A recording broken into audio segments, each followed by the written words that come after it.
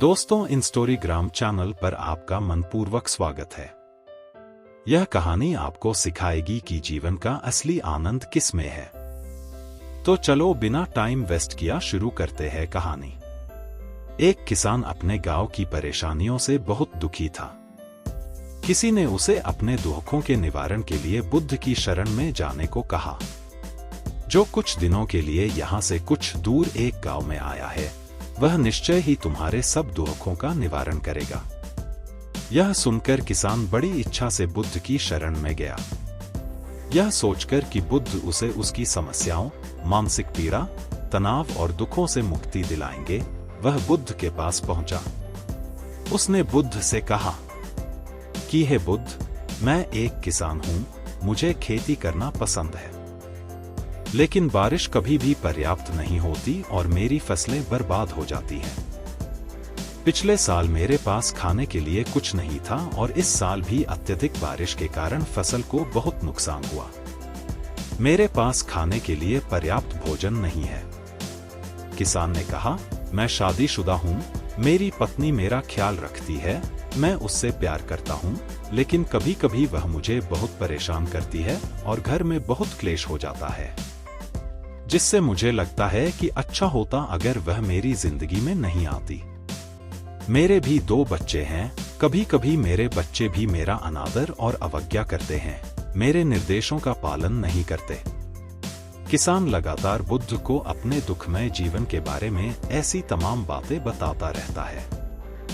बुद्ध उस दुखी किसान की समस्या को ध्यान से सुनते रहे। अपनी जिंदगी की सारी परेशानियां बताने के बाद जब उन्हें राहत महसूस हुई तो वह चुप हो गए। अब उसके पास बताने के लिए कोई और समस्या नहीं बची थी। अब वह चुपचाप बैठकर बुद्ध की ओर देख रहा था और अपनी समस्या का समाधान पाने के लिए बुद्ध के उत्तर की प्रतीक्षा कर रहा था। लेकिन बुद्ध चुप थे। किसान ने फिर कहा, हे बुद्ध, मैं आपकी शरण में आया हूं, कृपया मेरे जीवन की इन समस्याओं का समाधान करें। बुद्ध ने कहा, मैं तुम्हारी कोई मदद नहीं कर सकता। किसान आश्चर्यचकित होकर बोला, अरे, यह आप क्या कह रहे हैं? सब कहते हैं कि आप सबके दुख दूर कर देते हैं, तो क्या तुम मेरी समस्याएं हल नहीं करोगे? इसलिए कि मैं एक गरीब किसान हूं। बुद्ध ने कहा, मुश्किलें हर किसी के जीवन में आती हैं, जीवन में दुख और परेशानियां आना स्वाभाविक है। व्यक्ति के जीवन में अक्सर उसके कर्मों के अनुसार परिस्थितियां बदलती रहती हैं, जिससे सुख, दुख, निराशा और क्रोध आता है। नए रिश्तों का बनना, पुराने रिश्तों का बिगड़ना, रिश्तों में मिठास और कड़वाहट, ये सब सामान्य है। यह जीवन का हिस्सा है और यह जीवन का चक्र है। हकीकत तो यह है कि हम सभी के जीवन में 83 प्रकार की कठिनाइयां हैं। इन कठिनाइयों का समाधान आप और मैं नहीं कर सकते, कोई नहीं कर सकता। जिंदगी और जिंदगी में बनने वाले रिश्ते स्थिर नहीं होते। एक दिन रिश्तेदार भी चले जाएंगे और जिंदगी भी खत्म हो जाएगी। लेकिन ये समस्याएं वैसे ही रहेंगी जैसे आज आपकी जिंदगी में हैं और कल किसी और की जिंदगी में होंगी। इस पर किसान अपना नियंत्रण खो देता है और क्रोधित हो जाता है और ऊंची आवाज में बुद्ध से कहता है कि हर कोई कहता है कि तुम्हें एक महात्मा, एक सिद्ध पुरुष, एक प्रबुद्ध व्यक्ति होना चाहिए। मैं इस विश्वास के साथ यहाँ आया हूँ कि आप मेरी मदद करेंगे। यदि आप मेरी समस्याएं हल नहीं कर सकते तो मेरा यहाँ आना व्यर्थ था। हर कोई झूठ बोलता है कि वे समस्याओं का समाधान करते हैं। आपने मेरी एक भी समस्या का समाधान नहीं किया। तुमसे अच्छे तो वह महात्मा हैं जो 2 वर्ष पहले मेरे घर आए थे। उन्होंने मेरे लिए यज्ञ कराया, दान दक्षिणा दिलवाई और मेरे मन को असीम शांति मिली। कुछ सुख भी बढ़े और कुछ दुख भी कम हुए। लेकिन तुमने मेरी कोई भी समस्या हल नहीं की। तुमने मुझे सीधे तौर पर मना कर दिया। बुद्ध ने कहा, क्या वह सब करने से जीवन के सारे दुख समाप्त हो गए? इतना कुछ करने के बाद भी अब आप इतने परेशान क्यों हैं? अब आप पहले से भी ज्यादा दुखों से घिर गए हैं। तात्पर्य यह है कि जीवन में दुख कभी समाप्त नहीं होते। किसान बोला, तो क्या मैं मान लूं कि तुम मेरी मदद नहीं कर सकते?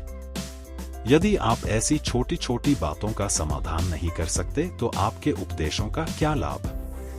बुद्ध ने कहा, मैं तुम्हारी 84वीं समस्या का समाधान तो नहीं कर सकता, लेकिन हाँ, मैं तुम्हारी 84वीं समस्या का समाधान अवश्य कर सकता हूँ। किसान आश्चर्यचकित हो गया और बोला, 84वीं समस्या क्या है बुद्ध ने कहा, यानी कि तुम अपने जीवन में कोई समस्या नहीं चाहते। आपकी सारी समस्याएं इसी समस्या के कारण उत्पन्न हुई हैं। यदि आप इस तथ्य को स्वीकार कर लें कि जीवन में समस्याएं मौजूद हैं और समस्याएं जीवन का हिस्सा हैं, तो आप जीवन की समस्याओं से विचलित नहीं हो पाएंगे।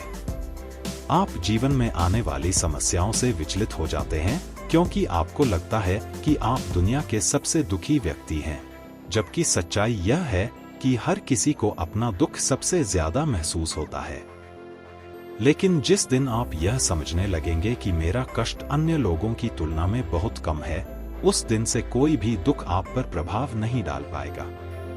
जब तक आप नहीं चाहेंगे कि आपके जीवन में कोई परेशानी न आए और आप हर दुख दर्द से बचे रहें, तो यह संभव नहीं है। ऐसे में छोटा सा दर्द भी आपको बेचैन कर देगा और आपकी मानसिक शांति भंग कर देगा। अगर आपके जीवन से परेशानियां पूरी तरह से दूर हो जाएं, अगर आपको हर दिन हर पल बिना दुख और कठिनाइयों के जीवन जीने को मिलेगा, तो आप ज्यादा दिन तक ऐसा नहीं जी पाएंगे। एक समय आएगा जब आप हर दिन एक ही तरह की जिंदगी जीने से पूरी तरह से तंग आ जाएंगे और ऊब जाएंगे, क्योंकि जीवन में किसी भी चीज की अधिकता जीवन के लिए भयानक समस्याएं पैदा करती है।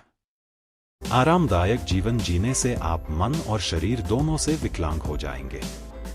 तो ऐसे जीवन का क्या फायदा जो बाद में आपको नर्क जैसा जीवन जीने पर मजबूर कर दे। जिस तरह खाना खाने का असली आनंद तभी मिलता है जब बहुत भूख लगी हो, और पानी पीने का असली मजा तभी आता है जब बहुत प्यास लगती है, उसी तरह जीवन के तमाम दुखों और परेशानियों को झेलने के बाद ही खुशी का आनंद मिलता है। इसीलिए जीवन में सुख और दुख अलग अलग रूप में आते रहते हैं। हम चाहकर भी जीवन से सुख दुख को खत्म नहीं कर सकते, लेकिन उनसे इतना ऊपर जरूर उठ सकते हैं कि कोई भी बड़ी समस्या मन को विचलित न कर सके। इसके लिए अपने मन को शक्तिशाली बनाएं, धैर्य रखें, प्रतिदिन आध्यात्म का ध्यान करें, ज्ञान बढ़ाओ। यह आपके जीवन की सभी समस्याओं का समाधान है। इसे जीवन की चतुर्मुखी समस्या का समाधान कहा जाता है। महात्मा बुद्ध का यह अद्भुत ज्ञान पाकर किसान संतुष्ट हो गया और उसका मन बिल्कुल हल्का हो गया। मन में जो समस्याएं परेशान कर रही थीं, उनके प्रति जिज्ञासा शांत हो गई। किसान ने अपनी आंखें बंद कर लीं और आनंद का अनुभव करने लगा। किसान को समझ आ गया कि वह अब तक क्या गलती कर रहा था और वह बुद्ध के चरणों में गिर गया। तो दोस्तों, मुझे उम्मीद है कि महात्मा बुद्ध की इस कहानी बुद्ध प्रेरणादायक के माध्यम से आपके जीवन की कई समस्याएं समाप्त हो गई होंगी या कुछ समस्याओं का समाधान मिल गया होगा। कहानी पसंद आए तो लाइक करो और चैनल को सब्सक्राइब करें। धन्यवाद।